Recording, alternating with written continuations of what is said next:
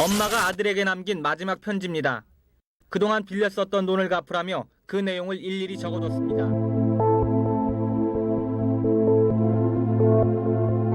소장직을 맡으면서 4천여만 원의 빚을 져 고민해오던 이 씨는 6살 난 아들과 함께 호수 속 울산의 한 야산에서는 이웃에게 8천여만 원 상당의 빚보증을 졌다. 이혼까지 한 남 양산시에서도 건설 현장에서 일하다 석 달 전 일자리를 잃은 단지하집에 살던 세모녀가 생활고를 미관해 스스로 목숨을 끊었습니다. 가결되었음을 선포합니다. 세 자매가 한 아파트에서 동시에 숨진 충격적인 사건. 스스로 생활고를 기반하는 내용을 쓰면서 다른 생활고에 시달리다 자살 사이트를 극심한 생활고에 아무도 모르게 숨긴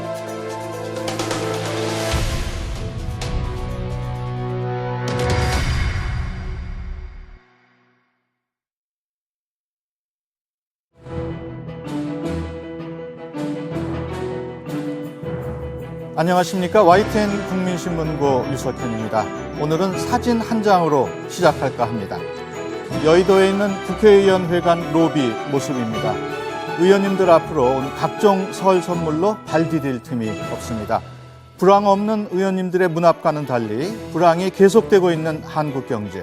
무엇이 문제일까요? 의원님들은 선물 빨리 찾아가시고 경제 회복을 위해서 더 바쁘게 움직여 주시기 바랍니다.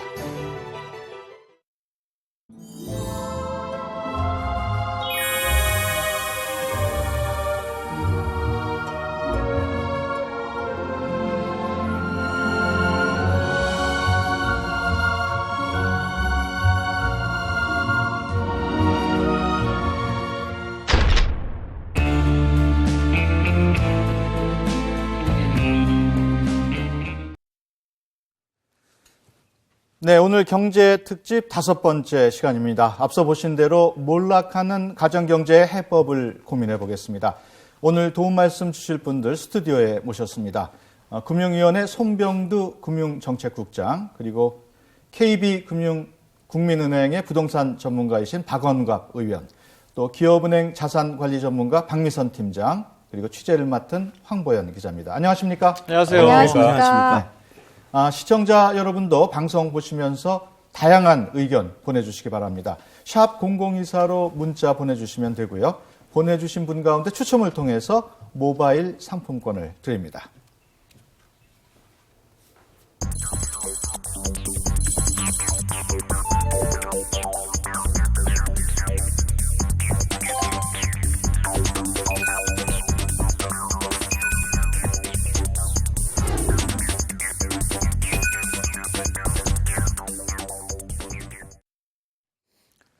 네, 먼저 황보연 기자, 1,200조 원에 달하는 그 가계부채가 한국 경제의 발목을 잡고 있다고 하는데요. 좀 더 자세하게 짚어주실까요? 예, 뭐 워낙 큰 금액이라서 어느 정도인지 이게 잘 가늠이 안 되는데요.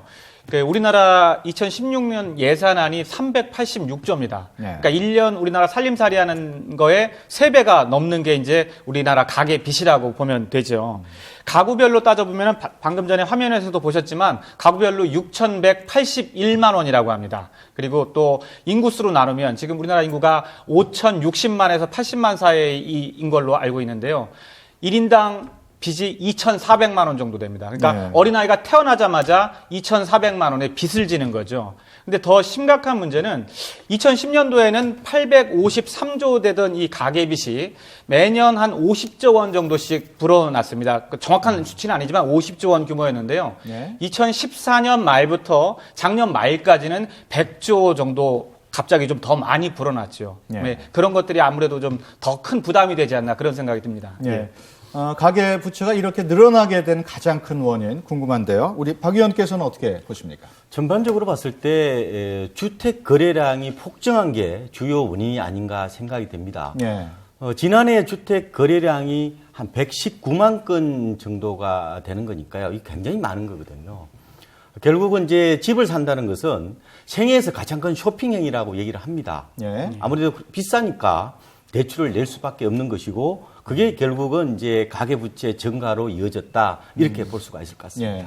부동산을 가장 큰 원인으로 지적을 해주셨는데 우리 박미선 팀장께서는 어떻게 보십니까? 네, 저금리 시대여서 대출 규모에 대한 체감이 줄어든 것 같습니다. 과거에는 4에서 5% 정도 하던 금리가 지금은 한 2에서 3% 정도로 떨어졌거든요. 그래서 대출 규모가 2배로 늘어나도 그전에 비하면 훨씬 더 적게 느껴지는 대출이자 부담이 작아지는 그런 효과 때문에 큰 원인이 있었던 거 아닌가 생각합니다. 네.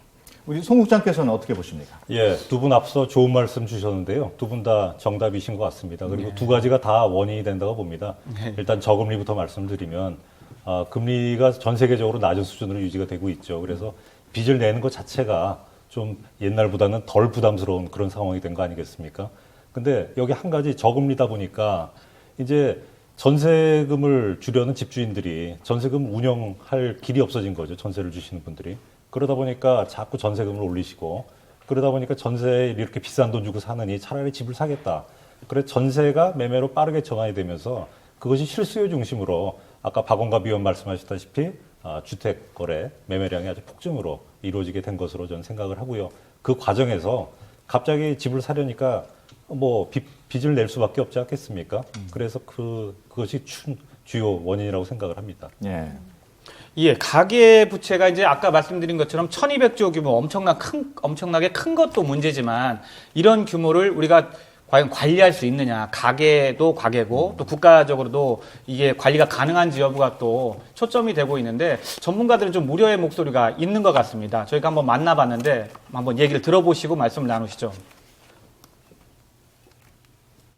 최근에 가계부채의 급증은 저소득층 그리고 고령자들을 중심으로 상황이 악화되고 있어서요.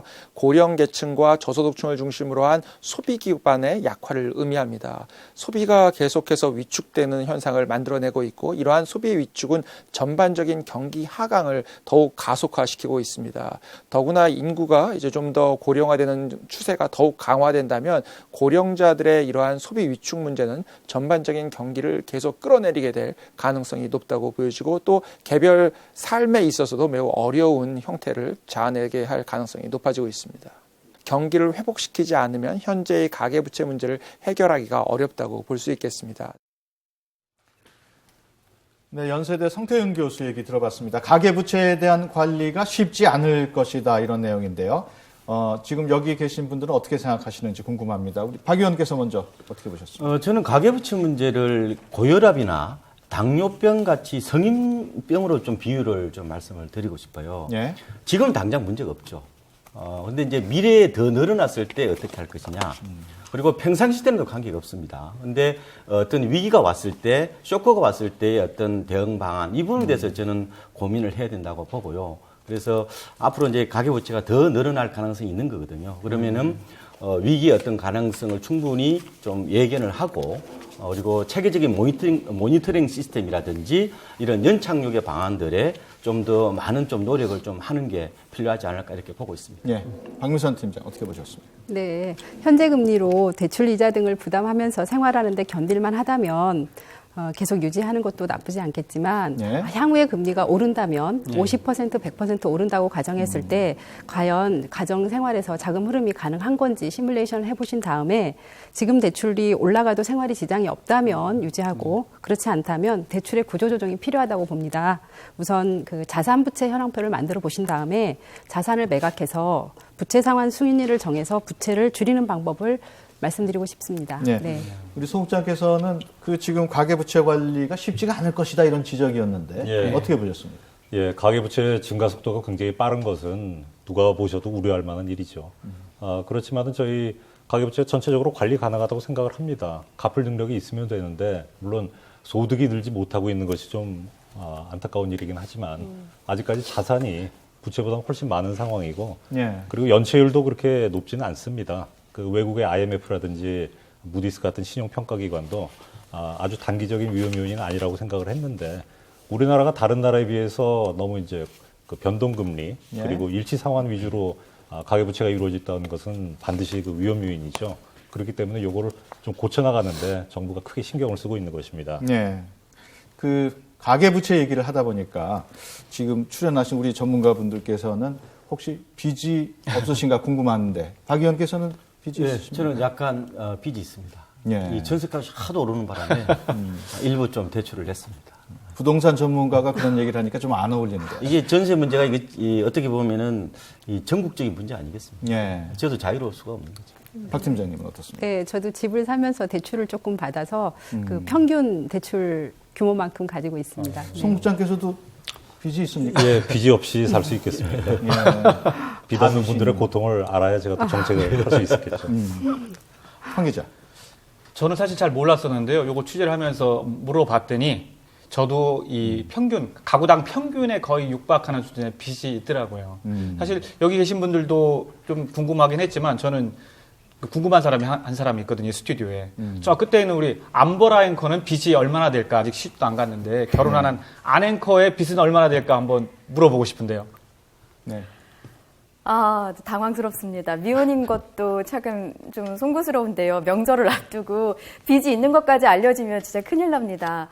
사실 지금 부모님과 떨어져 있어서 저도 생활을 하고 있기 때문에 뭐 열심히 조금 빚을 갚고는 있습니다. 젊은 사람이 뭐 벌써부터 빚이 있겠느냐 싶으실 텐데요. 생각보다 많은 젊은이들이 빚을 안고 살아가고 있습니다. 지금 시청자 여러분의 의견이 많이 들어오고 있습니다. 우려 섞인 목소리가 참 많은데요. 좀 소개를 해드릴게요. 자, 2765님, 나름 열심히 살았는데 느는 건 빚뿐이네요. 절박한 심정 보내주셨고요. 7591님도 마찬가지입니다. 대출받기도 어려운 사람들이 많습니다. 절절한 외침도 보내주셨고요. 안타까운 문자입니다. 1513님, 뭐 생활비에 대출 이자까지 카드로 다 생활을 하다 보니까 느는 건 한도뿐이다. 한도 초과입니다. 아이들 생각하면서 참고 잔다. 이런 문자도 보내주셨고 4420님은 좀 냉철한 지적을 해주셨어요. 개인 스스로 부채 관리를 못해서 그런 탓도 있다. 이런 따끔한 지적도 있었습니다. 3642님, 올해부터 주택담보대출 심사가 까다로워졌다고 하는데 신용대출이 어려운 저소득층 사람들은 어떻게 해야 하나요? 라는 어떤 정부의 대책을 좀 묻는 질문이 있었는데요. 이 그 문자에 대해서는 답변이 조금 필요할 것 같습니다. 정부 대책을 물어봐 주셨는데 손병두 국장님께서 좀 대답을 해주셔야 될 것 같은데 어떻습니까? 예, 새로 시행되는 주택담보대출 가이드라인은 주택담보대출에만 해당이 됩니다. 그렇기 네. 때문에 신용대출에는 해당 사항이 없기 때문에 그렇지만 갚을 수 있는 범위 내에서 빌리시기를 바라겠습니다. 네, 갚을 수 있는 범위 내에서 늘리라는 짧은 답변 주셨는데요. 앞으로 계속해서 저희가 좀 해결책을 모색해 나갈 테니까 방송 끝까지 봐주시고요. 자, 여기서 돌발 퀴즈 하나 드리겠습니다. 현재 우리나라 가구당 평균 빚은 얼마인지를 묻는 돌발 퀴즈입니다. 자, 가구당 평균 빚은 얼마일까요? 1번 약 2천만 원, 2번 약 6천만 원, 3번 약 1억입니다. 정답이 앞서 황보연 기자가 말을 해준 숫자 중에 있습니다. 이 셋 중에서 가구당 평균 빚은 얼마인지를 고르시는 문자고요. 샵 0024로 보내주시면 됩니다. 100원의 유료 문자 정답자 추첨을 해서 모바일 상품권 드립니다. 10분께 드리니까요. 여러분의 많은 참여 부탁드리겠습니다.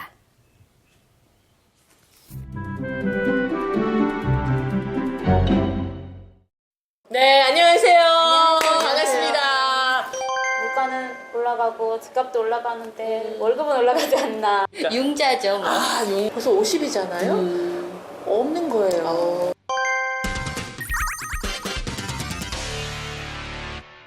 예, 오늘 이 자리는요, 정말 허심탄회한 얘기를 좀 나누고자 마련한 자리입니다.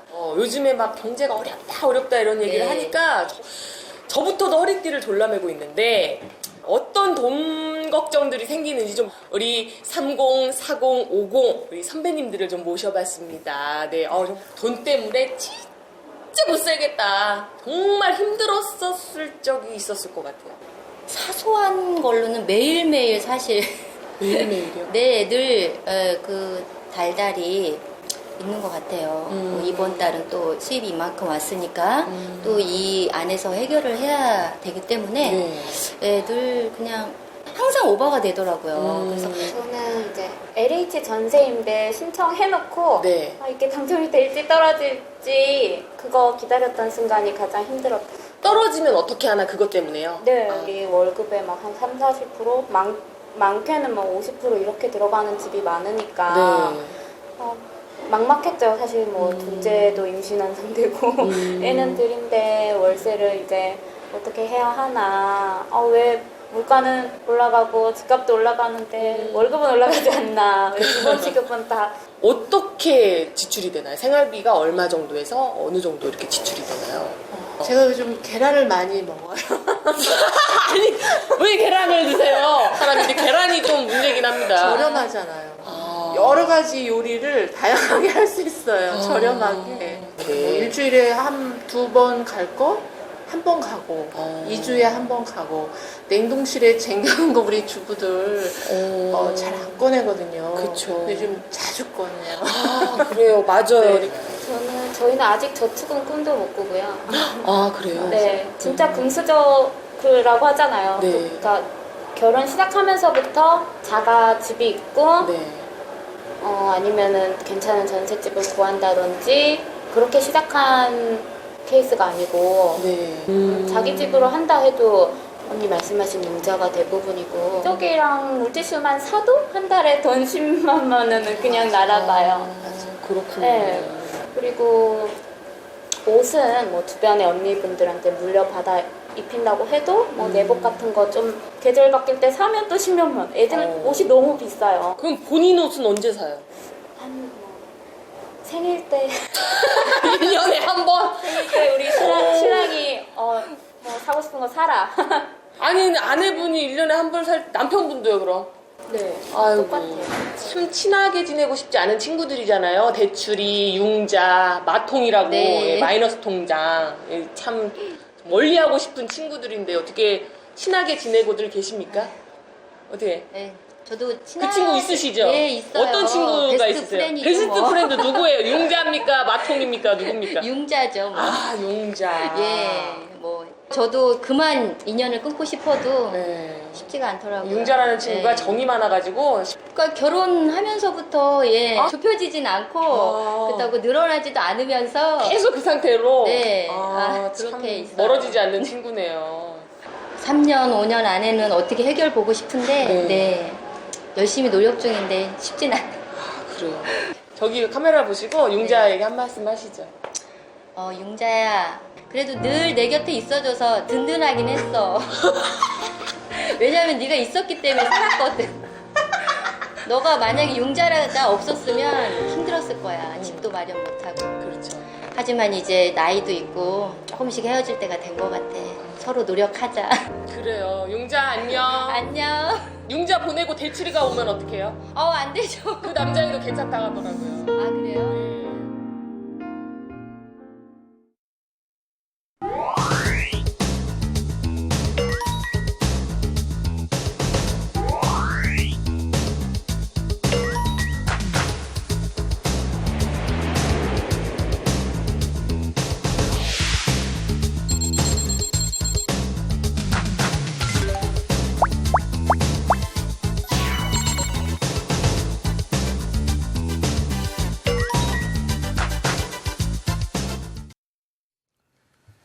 네, 앞서 연령대별 주부들 얘기 들어봤습니다만 황보영 기자, 예. 주부들이 또 어떤 얘기를 하던가요?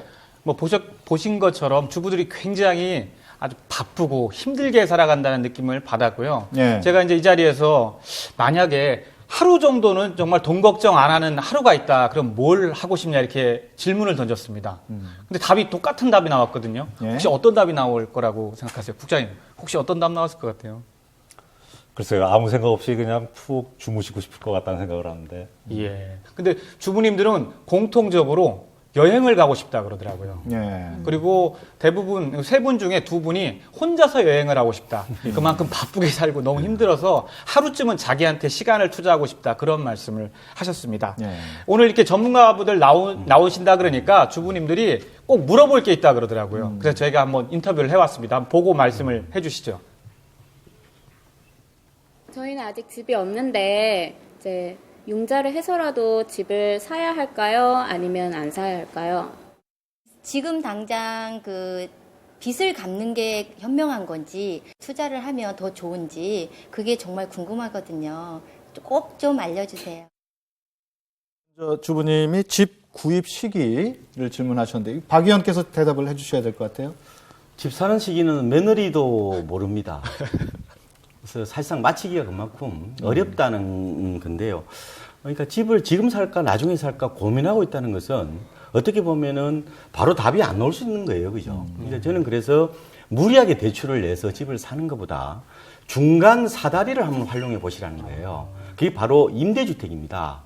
그래서 뭐 장기 전세라든지 그다음에 행복주택 그리고 뭐 분양 전환형 주택도 있고 또 최근에 또 인기를 끄고 있는 뉴스테이 들어보셨죠? 그런 기업형 임대주택 이런 것을 이제 활용해서 충분히 거주하시다가 자금이 좀 모이면은 내 집 마련으로 아마 사다리를 옮겨 타시는 게 좀 더 낫지 않을까 생각이 됩니다. 왜냐하면 집값이 과거처럼 그렇게 크게 올라가는 시대가 아니기 때문에 천천히 내 집 마련을 하셔도 된다 이런 말씀드립니다. 1, 2년 지나면 집값이 더 떨어질 거라는 예측도 있는데 좀 버텨야 되는 거 아닙니까? 일단 그거는 뭐 확률이죠. 이제 통계적인 어떤 생각을 할 필요가 있는데 지금 분명히 공급은 많거든요. 가계부채 문제도 말씀하신 것처럼 좀 심각한 상황이고 근데 이게 과연 집값이 크게 떨어질지 이 부분에 대해서는 어느 누구도 이렇게 점쟁이처럼 이야기는 좀 힘듭니다. 그런데 분명한 것은 공급이 많기 때문에 한 번은 후유증이 있지 않을까 생각이 들어요. 근데 후유증이 감기 몸살이 될지 아니면은 독감이 될지 폐렴이 될지 홍역이 될지는 이제 모르는 겁니다. 그래서 조금 더 보수적으로 생각하시는 게 좀 낫지 않을까 이렇게 보고 있습니다. 송 국장께서 간단하게 조언해 주시죠. 예, 그 빚에 대한 생각을 좀 바꾸셔야 할 것 같아요. 과거에는 집이 상환 계획이 없어도 집을 사면 나중에 집값이 오르고 그럼 나중에 집 팔아서 빚 갚으면 되지 이런 생각들을 많이 해주셨는데 아까 앵커님께서도 우려하시지만 집이 뭐 집값이 계속 유지가 될지 떨어질지 확률 게임이라고 하지 않으셨습니까? 그렇기 때문에 빚이라는 것은 갚을 수 있는 범위 내에서 그리고 일단 지시게 되면은 나눠서 갚아 나가시는 그 원칙을 꼭 지켜주셨으면 하는 그런 바람입니다. 그 또 다른 주부님은 그 지금 여윳돈을 투자를 할 건지 빚을 갚을 건지 우리 박 팀장께서 간단하게 조언을 해주시죠. 네, 지금 미국 금리 인상에 대한 리스크도 있고요. 중국 성장률이 둔화될 리스크도 있고 해서 지금은 그 어떤 투자를 결정하기보다는 조금 더 관망하면서 조금 다음 시기를 기다려보는 그런 시기가 아닌가 생각이 됩니다. 네. 미국의 금리 인상 얘기를 하셨습니다만은 최근에는 또 금리 인상 가능성이 그렇게 높지 않은 듯한 분위기를 보이고 있어요. 네. 어떻게 생각하십니까? 네, 지금 일본 그 마이너스 금리를 시행하면서 미국 금리 인상 시기가 조금 다소 늦춰지기도 할 것 같고요. 한국은 어찌 보면 조만간 금리를 내리기보다는 올리기보다는 조금 내릴 수도 있다라는 전망을 조심스럽게 나오고 있습니다. 그래서 금리 인상 부분은 전체적으로 각국의 상황을 좀 지켜봐야 되는 그런 시기인 것 같습니다. 네. 예, 아까 그 주부가 물어봤던 것 중에 돈이 조금 있는데 투자를 해야 되냐 아니면은 이걸 뭐 빚을 갚아야 되냐 하는데 그러면 지금은 좀 빚을 갚거나 아니면 현금을 들고 있거나 하는 게 좋다고 봐야 되는 건가요? 네네, 그렇게 보시면 좋을 것 같습니다. 네. 집 구입 시기부터 가계부채 상환 시점까지 가계 경제에 실질적인 도움이 될 만한 이야기 나누고 있습니다. YTN 국민신문고 시청하고 계십니다.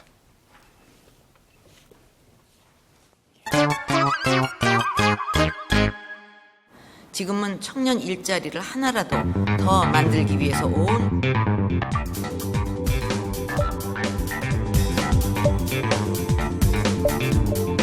청년 실업 100만 시대를 사는 그들의 세상 속으로 들어가 봅니다. 대학 졸업 한 학기를 앞두고 휴학한 이준희 씨. 아르바이트를 마치고 월세 40만 원 반지하 보금자리로 돌아왔습니다. 이제 저녁 먹을 시간. 저녁은 편의점에서 도시락 사오거나 아니면 친구들 만나서 먹거나 아니면 혼자 먹거나. 취업을 앞둔 이 씨의 마음은 요즘 비좁은 자취방만큼이나 답답합니다. 재미없어요. 뭐 친했던 애들도 하나둘씩 취업해서 가고 네. 저도 잘 돼야 되겠다 좀 생각도 들고 좀 우울해지죠, 사람들. 몇 번의 도전도 허사. 가까운 친구들 보면 자소서를 진짜 몇십 개를 쓰면은 일단 서류가 되는 게 거의 없고. 본인은 써봤어요, 자소서? 네, 몇 번 써봤습니다. 어떻게 됐어요? 넣었는데? 다 떨어졌는데. 1년 전 만든 통장입니다. 사회 첫 발도 떼지 않았는데 진 빚이 벌써 1,500만 원. 학자금 대출을 받은 겁니다. 그 등록금을 부모님이 이렇게 그 회사에서 나오는 것도 아니고 뭐 대기업을 다니시는 게 아니니까 그럼 저는 저 같은 이제 학생들은 그냥 장학재단에서 빌리는 거죠. 크게 생각 안 했는데 요새 좀 서글퍼지는 것 같아요. 하루하루 허덕이는 생활비 때문에 20대 청춘의 낭만은 꿈꿀 여력조차 없습니다. 근데 결혼을 못 할 것 같은데. 왜? 만약에 서울에서 살면 서울에서 직장을 해서 제가 집을 살 돈을 마련을 못 할 것 같아서. 그런 얘기 친구들이랑 하면은 결혼 못 할 것 같다는 얘기가 많이 나오거든요. 있는 건 아닙니다.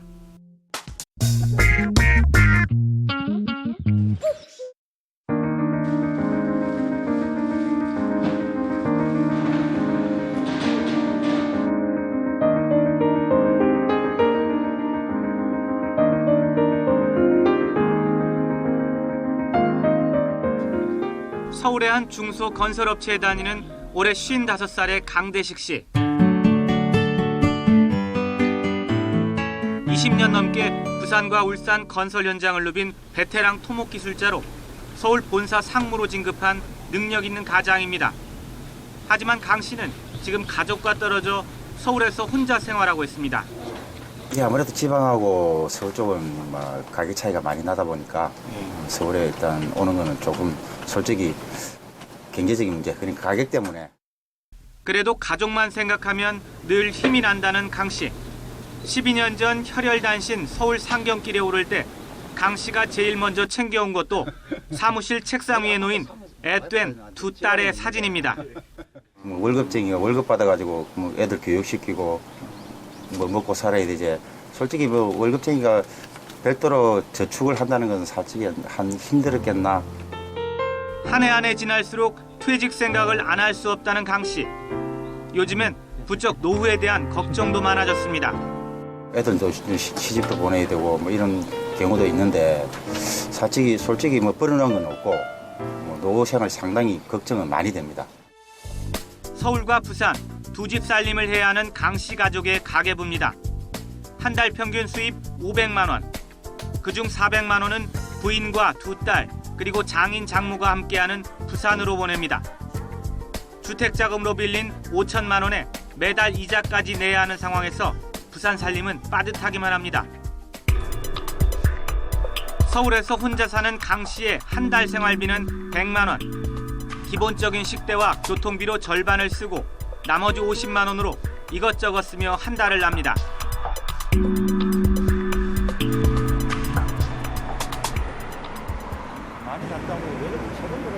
귀갓길에 오아시스 같은 소주 한 잔. 요즘 많이 해요. 이때까지 살아온 게 진짜 열심히 살았는데. 제일 좋았던 기억 이런 게 있으세요? 기억에 남아서. 먼저 떠오르는 게 우리 큰애 대학 들어갔을 때. 대학 들어갔을 때 그때 제 합격되었다는 소식 들었을 때가 제일 기쁘지 않았냐. 좀 지금 세대에서 노후를 먼저 걱정해야 되는 게 맞는데 딸이 예를 들어서 결혼을 해야 된다 하면은 퇴직금을 받아가지고 그쪽에 먼저 줄 수 있는 이런 생각은 하고 있습니다. 저 같은 경우는 아직까지 자식이 우선이라 생각을 합니다.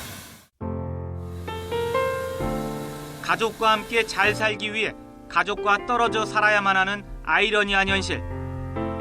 하지만 강대식 씨에겐 지금까지 그려왔던 것처럼 다른 생각을 할 여유가 없다고 말합니다.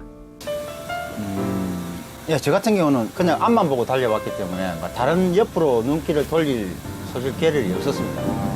힘들죠. 상당히 혼자서 또 객지생활을 하고 살아가는 게 힘든데 어차피 가족을 또 책임을 져야 되는 그런 입장이니까 아무 생각 없이 그냥 앞만 보고 왔습니다. 언젠간 가겠지 푸르른 이 지고 또 피는 꽃잎처럼 달 밝은 밤이면 창가에 네, 앞서 젊은 청년이 결혼하기가 어렵지 않겠느냐 이런 말을 했는데 그 말이 가슴에 남습니다. 황보현 기자 직접 만나고 왔는데 어떻습니까? 이제 젊은 친구들이 굉장히 좀 힘겹게 살고 있거나 아까 뭐 주부들도 봤지만 이 젊었을 때는 연애도 하고 또 이렇게 또 뭐 고민도 좀 적고 할 때였는데 아까 들으셨던 것처럼 결혼을 못할 것 같다. 왜냐면 돈 때문에. 그리고 뭐 화면에 안 나왔지만 다른 학생은 이미 이제 대학 초년생인데 자식은 한국에서 키우고 싶지 않다라는 말까지 했었거든요. 그만큼 이제 학생 때부터 저 사례에서 나왔듯이 이제 등록금 때문에 빚을 지고 그런데 취업은 또 안 되는 상황이기 때문에 벌써 사회에 들어가기 전부터 이제 빚을 등에 지고 시작을 하는 거죠. 근데 그게 단순히 이 몇 사람의 얘기가 아니라 통계로 봤을 때도 우리 대학생 중에 한 4분의 1 정도가 저렇게 등록금 대출을 받아서 또 그 중에 또 상당 부분은 이미 연체가 돼가지고 문제가 되고 있다는 얘기까지 들었습니다. 상당히 좀 심각한 수준이 아닌가 그런 생각이 들었습니다. 앞서 보셨듯이 20대는 집도 없고 결혼도 못할 것 같다고 하고 또 50대는 노후 대책을 세울 수가 없다 이런 상황입니다. 가계빚을 가중시킬 가능성이 높은 20대 그리고 50대 두 세대 전문가분들 어떻게 생각하시고 또 어떤 조언을 주실지 박 의원께서 한번. 사실상 청년빚 문제는 저도 뭐 20대 아들을 두고 있는 입장에서 시대적인 그리고 구조적인 어떤 아픔 같은 느낌이 많이 듭니다. 결국은 이제 빚을 갚기 위해서는 소득이나 일자리가 안정적이어야 되는데 지금 같은 어떤 상황에서는 쉽지 않다는 것은 모든 분이 다 알고 계시는 것 같고 결국은 방법은 경제 파이를 키우는 수밖에 없지 않겠습니까? 뭐 그런 해법을 찾아야 될 거로 보이고요. 그리고 50대 같은 분들은 전반적으로 제가 봤을 때 주택 그 비중이 좀 높은 것 같아요. 그래서 집을 어떤 맹목적인 소유 대상으로 보지 말고 좀 실속 소비 이쪽으로 방향을 틀어서 다운사이징이 좀 필요하지 않는가 이런 생각이 들고요. 사실상 모든 어떤 문제를 해결해 줄 수 있는 마법의 해결사는 사실상 없습니다. 제한된 현실 내에서 이제 하나하나 어떤 문제를 풀어가는 그런 지혜가 좀 더 필요하지 않을까 생각이 듭니다. 결혼도 못할 것 같다 이런 얘기에 대해서는 어떤 조언을 해주시겠습니까? 그거는 뭐 제 아들하고도 같이 맞물려 있는 거기 때문에 좀 눈높이를 할까요? 뭐 이런 부분에 대해서 좀 낮추는 것, 뭐 이런 부분들이 좀 필요하지 않겠습니까? 그래서 어떤 막연한 어떤 그런 절대치를 찾는 것보다 현실적인 타협점을 찾아가는 그런 과정들이 좀 더 필요한 것 같습니다. 박 팀장께서도 조언 좀 해주시죠. 네. 정말 안타까워서 아까 눈물이 나려고 했었는데요. 사회 초년생이 되기도 전에 빚을 많이 지고 있는 우리 젊은 세대들이 어떤 일자리에 좀 창출이 돼서 좀 취업을 해서 그 빚진 것도 좀 갚을 수 있었으면 좋겠고 그리고 50대의 주부들께서도 너무 그 대출 이자에 급급하지 마시고 대출 이자는 대출 이자대로 부담을 하지만 또 조금씩 지출을 좀 아껴서 연금 준비도 좀 하시면 저희 정말 그 평균 수명이 굉장히 늘어났는데 이 저축을 전혀 하지 않으시면 나중에 지금 저희는 기댈 수 없는 낀 세대인데 그걸 어떻게 해결할 수가 없게 되거든요. 그래서 그런 가운데서도 좀 지출을 줄여서 연금이라도 조금씩 부어가시는 그런 지혜가 발휘됐으면 좋겠습니다. 아무래도 공직자이신 우리 송 국장께서 좀 말씀을 해주셔야 될 것 같아요. 가슴이 먹먹하고 짠합니다. 특히 저 50대 저분 사연이 굉장히 좀 가슴이 아픈데요. 우리나라 가계부채의 특징을 외국하고 비교를 해보자면 가장 큰 특징이 고령층 부채 문제입니다. 나이 드신 분들이 사실 가지고 계신 재산이 딱 집 한 채인 경우가 많거든요. 집 한 채는 가지고 계신데 집 산다고 빚은 아직 갚지 못하시고 또 자녀들 결혼이라든지 교육 때문에 아직도 그 노후 대비가 안 돼 있으신 그런 부분들이 많아요.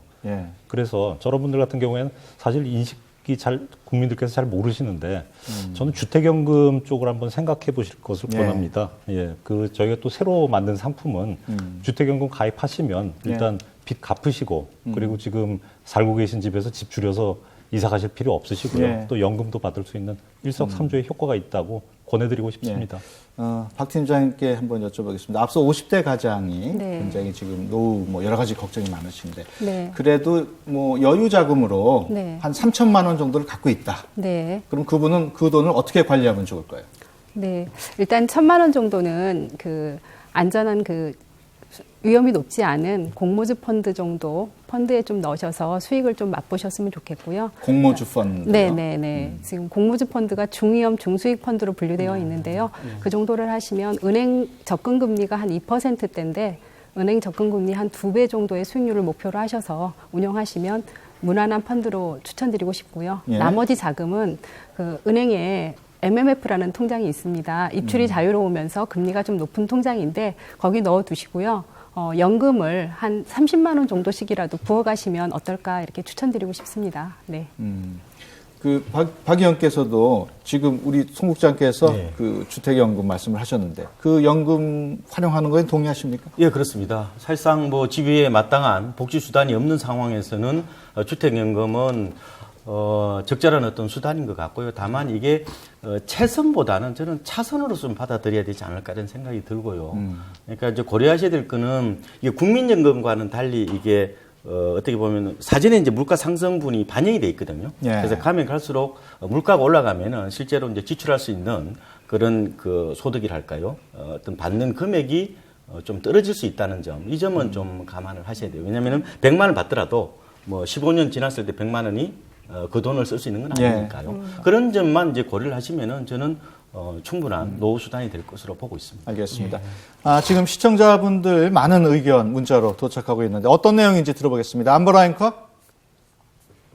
네, 시청자분들께서 정말 많은 우려와 걱정 보내주고 계십니다. 샵 0024로 계속해서 받고 있고요. 문제를 좀 소개를 해드리겠습니다. 제 마음을 울린 문자인데 0114님. 가난이 죄입니다. 라는 문자를 주셨습니다. 언제부터 우리 사회가 이 행복이 통장 잔액순이 됐는지 모르겠습니다. 좀 안담하고요. 또 우리 사회를 진단하는 한 줄 시 같은 문자도 들어왔습니다. 7066님, 빚 때문에 빛을 볼 수가 없네. 이런 촌철살인도 문자에 담아서 좀 보내주셨고요. 8821님, 대학생들이 공부보다 빚 걱정이 먼저라니 암담하다. 이런 문자 주셨고, 7085님, 빚을 자녀에게 물려줄까 걱정된다라는 걱정 섞인 문자 보내주셨는데요. 사실 이 부분은 모든 부모님, 대부분의 부모님들의 공통된 고민이 아닐까 싶습니다. 이 부분에 대해서 좀 전문가들의 묘안을 듣고 싶은데요. 어느 전문가께서 좀 답변을 해주실까요? 빚을 네. 자녀에게 좀 덜 물려주고 싶다, 물려주지 않을 방법이 있을까요? 좀 질문을 해주셨는데 자녀한테 빚을 물려주지 않는 방법이 있을까요? 어느 분께서 대답을 해주시겠습니까? 사실상 어려운 문제를 쉽게 풀라니까 더 어려워지는 거 있죠. 그러니까 어떻게 보면은 우리가 이제 빚은 그동안에 잘 이용하면 축복이었거든요. 비테크라는 말도 있었죠. 그런데 지금 빚에 대한 생각을 좀 달리할 필요가 있는 것 같아요. 그래서 어떻게 보면은 빚 갚는 게 최고의 재테크라는 그런 인식을 좀 가져가야 될 것 같고, 빚은 이게 잘못하면 나한테 큰 고통이 될 수가 있기 때문에 저는 여러 가지 금리가 낮다 하더라도 빚에 대한 어떤 경각심, 이에 대해서 좀 우리가 다시 한번 더 생각하는 계기가 되었습니다.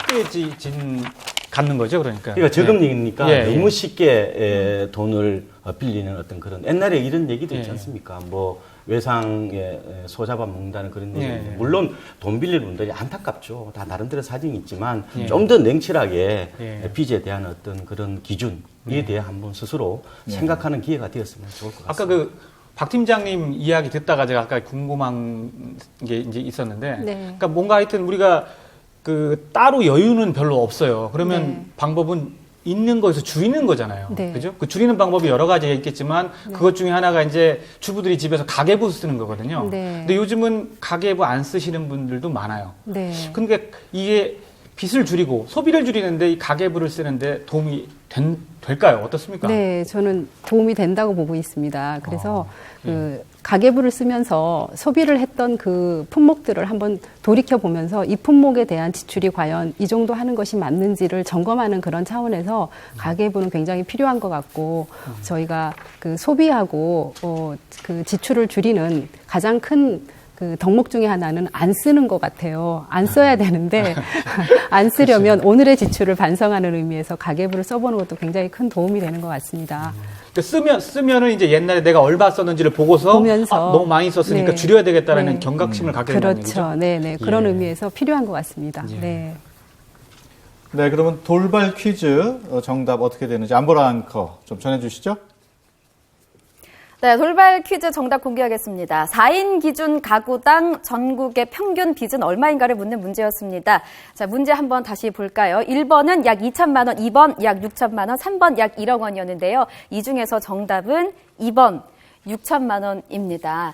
자, 지금 정답자가 화면으로 나가고 있나요? 네, 지금 나가고 있습니다. 돌발 퀴즈 당첨자 10분께 저희가 소정의 선물 보내드립니다. 오늘 주제가 조금 암울하고 암담할 수 있는데요. 조금이나마 좀 기쁨이 됐으면 좋겠습니다. 2015년 가계 금융 복지 조사 결과를 보면요. 올 3월 말 현재 가구당 평균 부채는 6,181만 원으로 1년 전보다 2.2%가 늘었습니다. 자산보다 부채가 더 빠르게 증가하는 대한민국. 혹자는 이런 우리나라를 빗대서 빚진 민국이다 이렇게 불린다고 하는데요. 안타깝습니다. 20대, 30대 젊은 세대가 열심히 일할 수 있고 또 노후에 즐겁게 은퇴를 맞이할 수 있도록 어서 빨리 한국 경제가 튼튼해졌으면 좋겠습니다.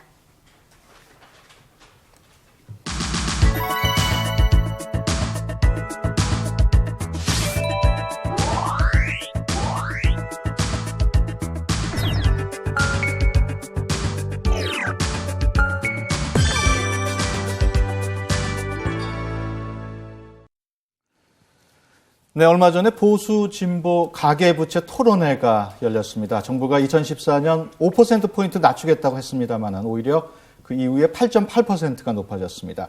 그 원인이 궁금한데요. 우리 송 국장께서 얘기를 좀 해주실까요?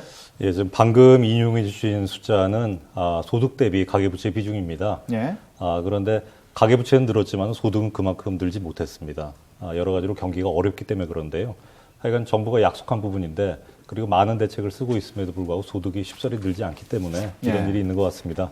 일단 송구스럽다는 말씀을 드리고요. 정부도 소득 관련된 대책 여러 가지 다각적으로 검토하고 있습니다. 빚도 물론 관리해 나가고요. 어떤 대책? 좀 자세하게 좀 설명해 주시죠. 예, 늘 말씀드리지만 갚을 수 있는 범위 내에서 빚을 낸다면 큰 문제는 아닐 겁니다. 예. 그러니까 소득을 늘릴 수 있는 대책을 저희가 종합적으로 재정정책, 통화정책 다 쓰고 있는데 시간이 좀 걸립니다. 시간이 걸려서 당장은 가계빚을 좀 관리를 해야죠. 근데 아까 말씀드렸다시피 일시상환, 변동금리 이렇게 우리나라 가계부채의 구조가 이루어져 있다 보니까 이걸 바꾸려는 노력을 많이 하고 있습니다. 아시다시피 작년에 32조 원 규모의 안심전환대출을 해서 변동금리를 고정금리로 바꿨고요. 예, 그리고 일시상환을 분할상환으로 바꿨습니다. 이러한 대책이 계속됩니다. 그리고 역시 어려운 상황에 계신 서민에 대한 대책도 계속 마련해서 지원할 계획입니다. 예. 그 어려운 서민에 대한 대책 예. 어떤 게 있을까요? 일단 저희가 세이망홀지라든지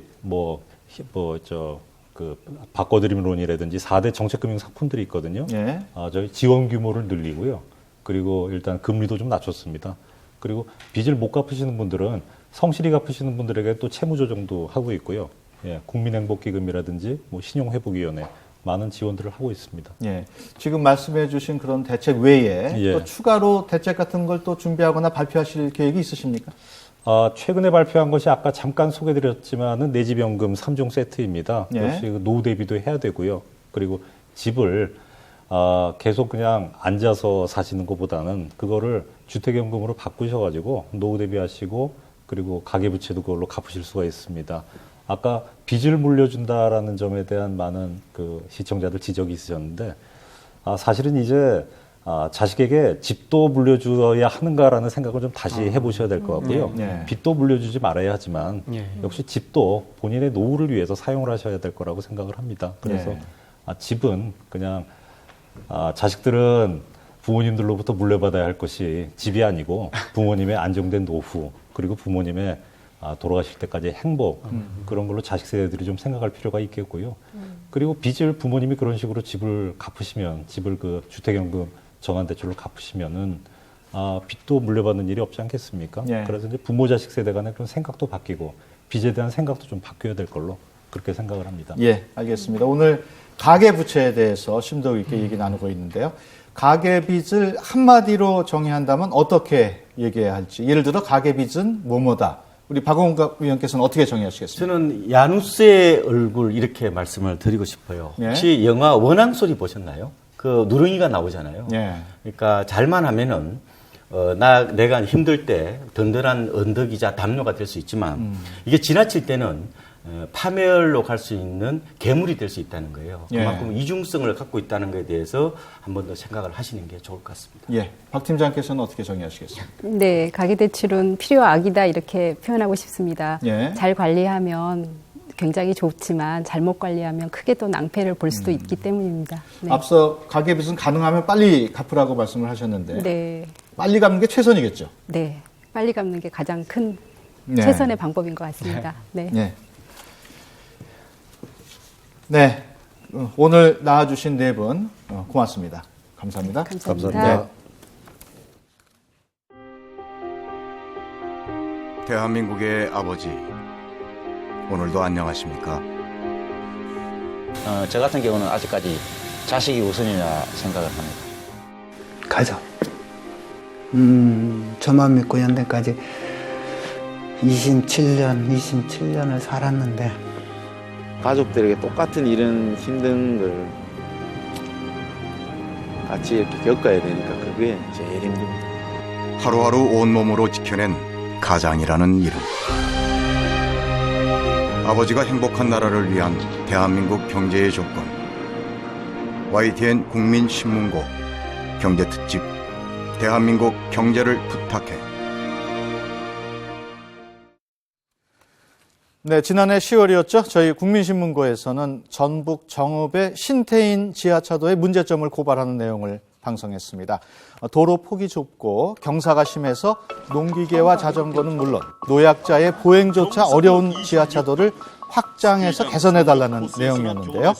방송 후에 국민권익위원회와 지방자치단체들이 합의를 거쳐서 신태인 지하차도의 경사도를 낮추고 도로의 폭을 넓혀서 안전한 지하차도를 만들겠다는 뜻을 밝혔습니다. 국민신문고 안전한 대한민국 만들기에 앞장서겠습니다. 저는 다음 주에 뵙겠습니다.